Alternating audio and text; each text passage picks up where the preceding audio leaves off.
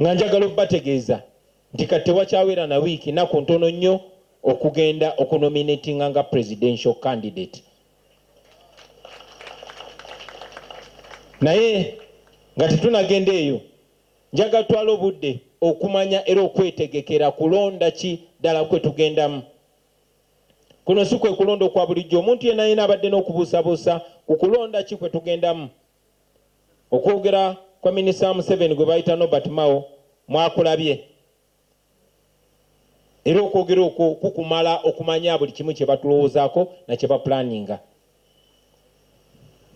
Eky'omukisa omulungi nti tumaze ebbanga nga tubagamba nti abatunyigiriza si bamaanyi nnyo, naye ekisinga obba w'amaanyi n'enkizo kuba nti batuliira monda, kuba nti balina bannaffe oba betulowooza oba betwali tulowooza nti bannaffe abajja nga bambadde nga ffe, nga boogera nga ffe, ne batwerimbikamu naye nga bakolera mulabe. Ne Katonda wabeeredde nti teyeebaka, Emandwa Bwanika yagenze neyambala Norbert Mao nemwogeza amazima amakusike,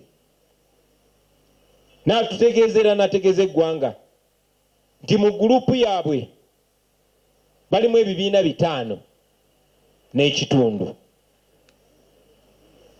Era yategeezezza nti ye ne Mwami Museveni ne banne beyamenye bemumanyi obulungi oba bemujja okugenda mu maaso nga mumanya, be bali ku ludda olwagala okukuumira Uganda mu mbeera gy'erimu.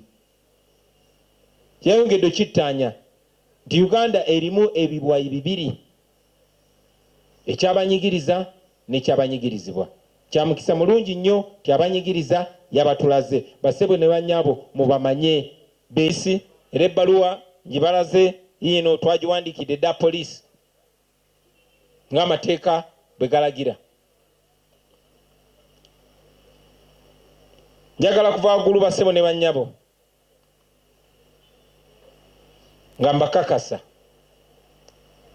nti nze ng'omuntu sigenda kuwanika, naye naawe tokisuubiza nze, kyesuubize ng'omuntu, kyesuubize ng'omuntu nti togenda kuwanika. Kyesuubize ng'omuntu ku lw'abaana bo b'ozadde ne b'otanazaala, ku lw'abo baganda baffe abali mu makomera n'abo abaawambibwa, ku lw'Abannayuganda bonna abagobaganyiziddwa ku mataka. Tugenda kuwangula, tugenda kufuna eddembe lyaffe, tugenda kweyagalira mu nsi yaffe. Oba Museveni ayagala oba tayagala, oba abo bakozesa bonna baagala oba tebaagala. Tusimbudde, tetugenda kudda mabega paka nga tuli mu Uganda eyagaza buli omu. Mwebale nnyo, mwebaye ddala.